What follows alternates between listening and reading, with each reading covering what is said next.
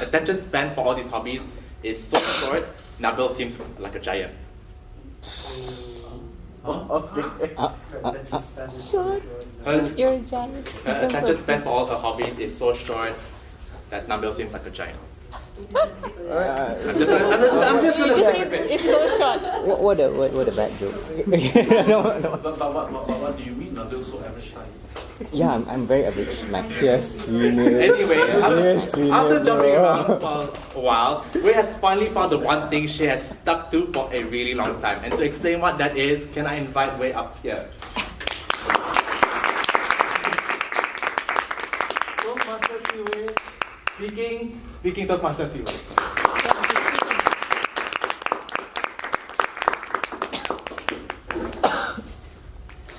Good evening, fellow Toastmasters, ladies and gentlemen. Good evening. Growing up, I did not really find one specific hobby. I grew tired of learning my mother tongue. I grew bored of taking mental maths classes, and I even grew tired of taking street dance only after a maximum of only 3 years. Now, on the other hand, my peers were the exact opposite of me.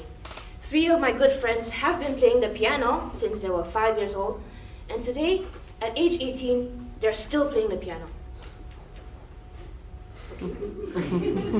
My best friend, one of the 3 that I mentioned earlier, on top of playing the piano, she has invested her 13 years until today, at age 18, to play the violin and to also teach herself to play the Chinese instrument, the guzheng, as well as learn how to play the guitar and the ukulele by herself. And she's 18. And she started at 5, and she's still playing the piano on top of all these 5 instruments.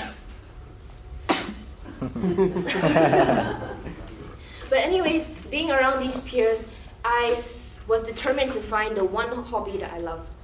And I was determined to find one no matter how long it took, no matter what it needs, no matter what it takes. And so I set out on a path and trying to figure out what I actually liked. Now one day after dinner, my parents were telling me stories of my brother and I's childhood years. And the one thing that they always said at the end of every single story was, Wei, you can never keep your mouth shut. You know that? Okay. Aha! That's when a little light bulb went off in my head. And I was like, right, I do like to speak. And then that's it. A week later, I forgot everything that happened and just went on with my life. Amazing. Attention span problems. Now the next moment of epiphany that hit me was when I was 14 years old. And this time, this epiphany came in a much larger magnitude. And when I say larger magnitude, I am not exaggerating, ladies and gentlemen. Somehow, at the age of 14, I found myself standing up on stage, speaking to about 100 medical professionals as well as head of charities across the Asia Pacific region for one cause that I truly care about: spreading awareness for children cancer.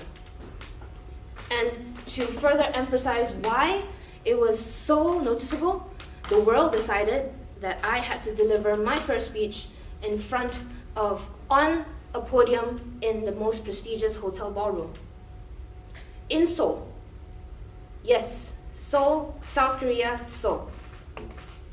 And I remember as I stood there on stage, delivering and rehearsing what I had rehearsed for months and months back, I finally could understand why and how my friends could stick with their hobby for so many years. I felt the adrenaline rush and kick with the pleasant mix of fear and excitement. And I, until today, can never forget how it feels like to truly love something that you are willing to invest in and willing to polish your skills for a long period of time.